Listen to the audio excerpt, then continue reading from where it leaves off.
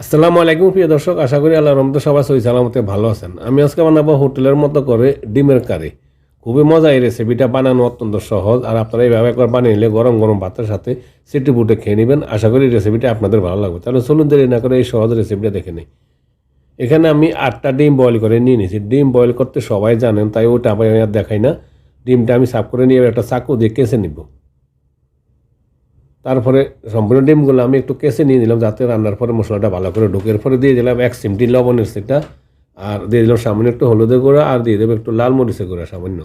তারপরে আমি একটু নাড়া দিয়ে ডিমগুলো একটু এভাবে মেখে নিব হলুদ মরিচের সাথে। ডিমটা একটু কালার করে নিয়ে নিলাম। তারপরে ডিমটা আমি এক সাইডে রেখে দিব। এক সাইডে রেখে দিয়ে আমি একটা পেস্ট বানিয়ে নিব রান্নার জন্য। তারপর ছোটো একটা বাটি নিয়ে নিলাম। বাটিতে দিয়ে দিলাম 4 টেবিল চামচ টক দই।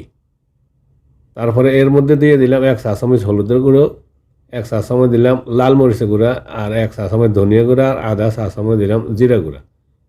এবার আমি একটু মশলাগুলো একটা চামচ দিয়ে মেখে এক সাইডে রেখে দিয়ে দিব। তারপরে রান্নার সময় মশলাগুলো দিয়ে দিব। মশলাগুলো বানানো হয়ে গেলে এক সাইডে রেখে দিয়ে আমি চলে যাব চুলায়। চুলায় আমি এখানে একটা সসপ্যান বসিয়ে দিলাম, আর এতে দিয়ে দিলাম পরিমাণ মতো কিছুটা তেল। তেল দেওয়ার পরে তেলটা একটু যখন গরম হবে, তো আমি একটু সসপ্যানের সাইডে ধরে একটু এভাবে নাড়া দিয়ে তেল একটু মেলে নিয়ে নিলাম। তারপরে এতে দিয়ে দিব ডিমগুলো আমি একটু ফ্রাই করে নিয়ে নিব। প্রিয় দর্শক, আশা করি এই রেসিপিটা আপনাদের পছন্দ হবে। যদি রেসিপিটা পছন্দ হয় প্লিজ একটা লাইক করবেন, একটা কমেন্ট করবেন, আর প্লিজ আমাদের চ্যানেলে সাবস্ক্রাইব করে আমাদের সাথে থাকার অনুরোধ করব প্লিজ। ডিমটা আমার ফ্রাই হয়ে গেছে। ডিমগুলো এবার আমি উঠে নিয়ে নিব। উঠে নিয়ে সেম প্যানে আমি দিয়ে দিব আরও 3 টেবিল চামচের মতো তেল।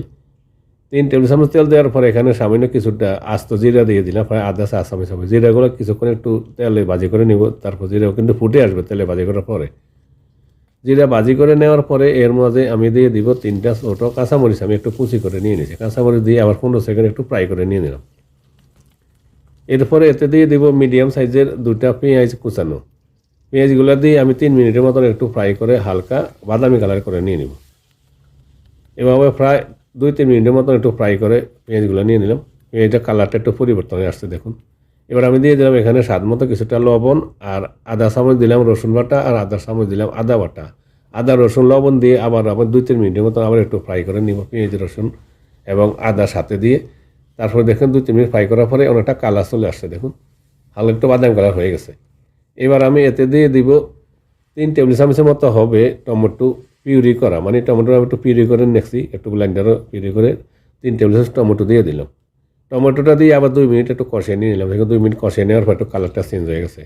এরপরে আমি দিয়ে দিলাম যে মশলাটা মেখে রাখছিলাম দইয়ের সাথে মাখানো মশলাটা দিয়ে দিব। মশলা দিয়ে তারপরে চুলার হিটটা এখানে আমি মিডিয়াম হাইতে রেখে আবার 2 মিনিট একটু কষিয়ে নিব।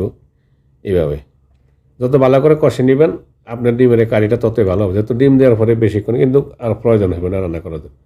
তারপরে আমি বাটিটা ধুয়ে প্রায় 1 কাপের মতন হবে, 1 কাপ হবে না পুরোপুরি, একটু পানি দিয়ে দিলাম মশলার বাটিটা ধুয়ে আর কি। তারপরে একটু নাড়া দিয়ে দিব। নাড়া দিয়ে আমি ঢাকনা লাগিয়ে প্রায় 5-6 মিনিটের মতন একটু কষে নেব ভালো করে, যাতে করে মশলাটা ভালো করে কষানো হয়।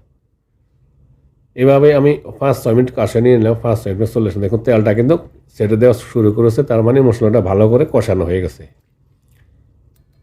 মশলাটা রেডি। এবার আমি এতে দিয়ে দেবো ফ্রাই করা ডিমগুলো দিয়ে একটু নাড়াচাড়া দিয়ে দিব হালকাভাবে। নাড়াচাড়া দিয়ে তারপর আমি ঢাকনা লাগিয়ে চুলার হিটটা মিডিয়াম হাইতে রেখে প্রায় 8 থেকে 10 মিনিট রান্না করে নেব। এসে বেশি সময় লাগবে না, যেহেতু আমি মশলাটা ভালো করে কষে নিয়ে নিছি।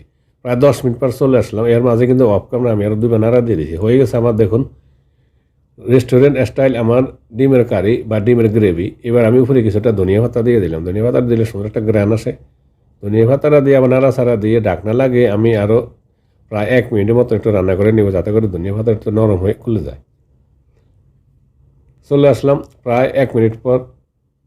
দেখুন হয়ে গেছে আমার ডিমের গ্রেভি রেস্টুরেন্ট স্টাইল। প্রিয় দর্শক, রেসিপিটা যদি ভালো লাগে প্লিজ একটা লাইক করবেন, আর আমাদের চ্যানেলে সাবস্ক্রাইব করে সাথে থাকার অনুরোধ করব।